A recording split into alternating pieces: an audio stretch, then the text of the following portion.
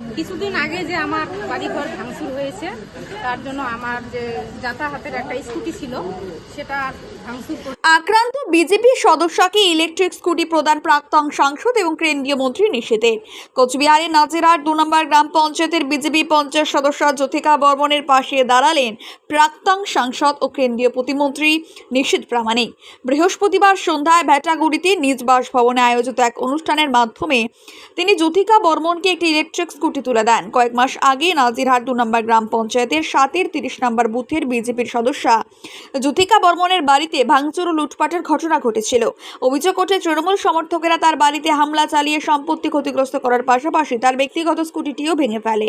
এই ঘটনার পর থেকে জ্যোতিকা কর্মক্ষেত্রে যাতায়াতের সমস্যায় ভুগছিলেন।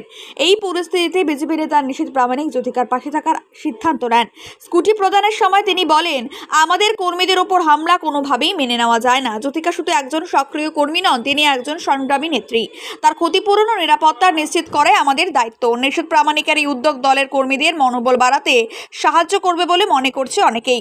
এই সাহায্যের জন্য কৃতজ্ঞতা জানিয়ে জ্যোতিকা বর্মন বলেন, আমার পরিবার ও আমি এই সমর্থন কখনো ভুলবো না। নিশীথদার মতো নেতা থাকায় আজ আমি আবারও কাজে ফিরতে পারবো এবং মানুষের জন্য কাজ চালিয়ে যেতে পারবো। এই প্রসঙ্গে কি বললেন প্রাক্তন কেন্দ্রীয় প্রতিমন্ত্রী নিশীথ প্রামাণিক শুনবো।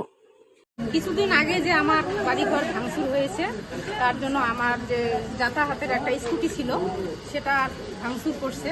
তা আমি দাদার কাছে, দাদা এতদিন ছিল না, দিল্লিতে ছিল, কালকে বাড়িতে আসছি। দাদা বললো তুমি কালকে আসো, আমি গাড়িতে দিয়ে দেবো।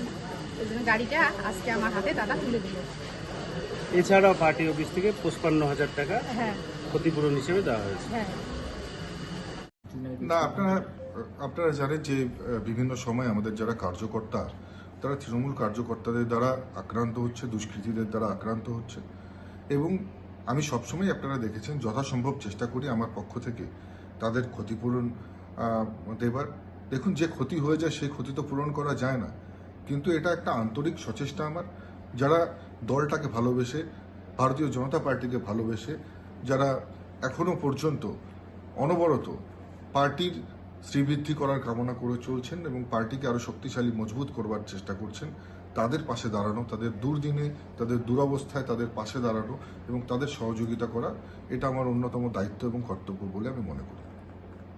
আপনি কি বাইক বা স্কুটার কেনার কথা ভাবছেন? তাহলে এখনই চলে আসুন দিনহাটা ইয়ামাহা অটো সেন্টারে এবং নিজ হাতে পছন্দ করে নিয়ে যান আপনার স্বপ্নের বাইক বা স্কুটার। আমাদের এখানে রয়েছে বিভিন্ন মডেলের বাইক ও স্কুটারের বিশাল সমাহার। রয়েছে স্বল্প ডাউন পেমেন্ট, ন্যূনতম ডকুমেন্টস ও সহজ ইএমআই এর সুবিধা। এছাড়াও রয়েছে যে কোনো কোম্পানির পুরনো গাড়ি এক্সচেঞ্জের সুবিধা।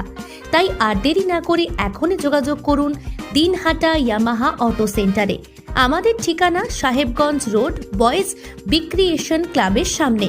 যোগাযোগের নম্বর 8158042471 এবং 7602877619।